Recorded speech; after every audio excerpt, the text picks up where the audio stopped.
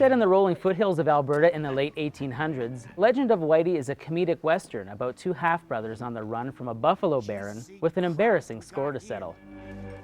Kenny, can you kindly explain to me why there's an inside-out apple in our outpost? All mixed up. White on the outside, red on the inside.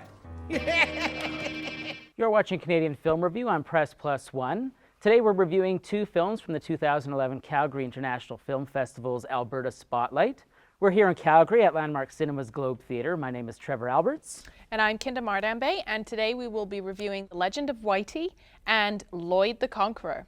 Legend of Whitey reteams Paul Spence and David Lawrence. I really enjoyed their interactions together as these brothers. This movie kind of plays them together as more of a Laurel and Hardy, Abbott and Costello, sort of a comedic interaction instead of what we were seeing with their relationship at Fubar, which was interesting and rather ambitious, actually, especially considering that this is a Western film, you know, shot on a budget, which is not easy to do. One aspect I thought that was very interesting, particularly, was that even though this was a screwball comedy, there was a lot about racial profiling and gay rights. With broad comedy, it's so rare for the writers to try to introduce heavy subject matter, and it really kind of sticks out like a sore thumb. Yeah, I gave this film a 2 stars out of 5. I appreciated that it was ambitious, but the comedy never seemed to hit or resonate for me.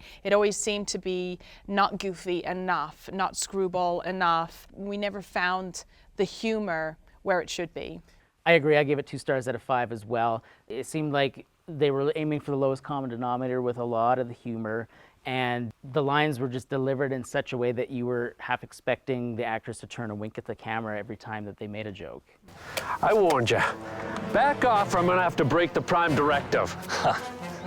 Just like a Vulcan, to bring a phaser to a magic fight.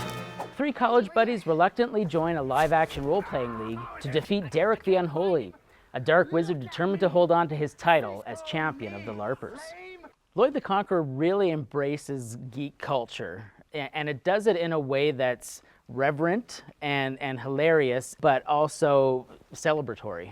This isn't just geek culture, this is geek chic. This totally reminds me of the web series The Guild and that kind of cult following that it has and a very specific audience. Evan Williams plays Lloyd the Conqueror, and I thought he did a fantastic job. He looked typically, knight in shining armor. But also Mike Smith, who plays Bubbles in the Trailer Park Boys series and the films, and he is brilliant in it as the villain, Derek the Unholy. Yes. Who's this pompous college professor who... By day. And this LARPer by the later part of the Weekends. day.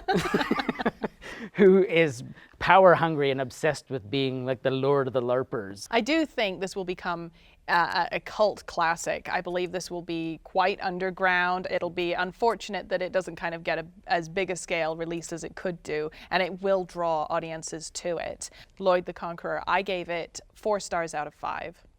I gave it 4 stars out of 5 too. I think Mike Peterson, the director and writer of the film, nailed it. 3 jokes a page probably at least on this film, and I think this is going to basically be a springboard for a lot more to come from Mike Peterson. You can read our reviews of Lloyd the Conqueror and Legend of Whitey on Press Plus One Canadian Film section. We want to hear what you have to say, so leave a comment and let us know what was the last great Canadian film you saw.